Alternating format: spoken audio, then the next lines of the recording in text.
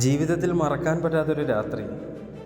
കൂടെയുള്ള ഒരാളെയും എയർപോർട്ടിലാക്കി തിരികെ വരുമ്പോൾ പോകുന്ന വഴികളിലെല്ലാം വെള്ളക്കെട്ടാൽ നിറഞ്ഞു നിന്നൊരു രാത്രി.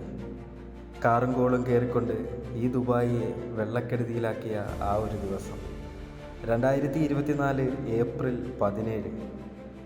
വല്ലാത്തൊരു രാത്രിയാണ്. പാതി വഴിയിൽ നിലച്ചു നിന്ന് എന്നെ ലക്ഷ്യസ്ഥാനത്തേക്ക് എത്തിക്കാൻ എവിടുന്നോ വന്നൊരു ദൈവദൂതനെ പോലെ ഒരാൾ അദ്ദേഹത്തിൻ്റെ കാറിൽ കയറ്റി എൻ്റെ റൂമിനെ ലക്ഷ്യം വെച്ച് മുന്നേക്ക് പോയി.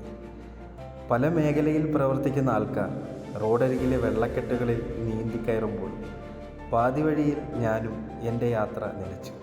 റോഡുകൾ ഭാഗികമായി നിലച്ചിരുന്നു. മെട്രോകൾ അടച്ചു. അന്നത്തെ ഒരു അന്തിയുറങ്ങാൻ എനിക്ക് മെട്രോയിൽ സ്ഥലം തേടേണ്ടി വന്നു. റോഡുകളിലെ പല ഏരിയകളിലും അടഞ്ഞു കിടന്നിരുന്നു. എനിക്കും ആ റോഡുകളിൽ പല കാര്യങ്ങളും നിയന്ത്രിക്കാൻ കഴിഞ്ഞു. എവിടെയും മുന്നിൽ തന്നെ നിൽക്കുന്ന മലയാളികൾ ഈ ഒരു കാര്യത്തിലും മുന്നിൽ തന്നെയായിരുന്നു.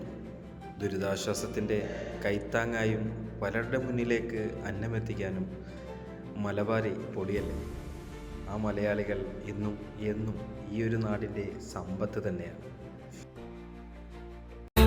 طالع من بيت ابوها رايح البيت الجيران فات ما سلم عليا يمكن الحلو زعلان طالع من بيت ابوها رايح البيت الجيران فات ما سلم عليا يمكن الحلو زعلان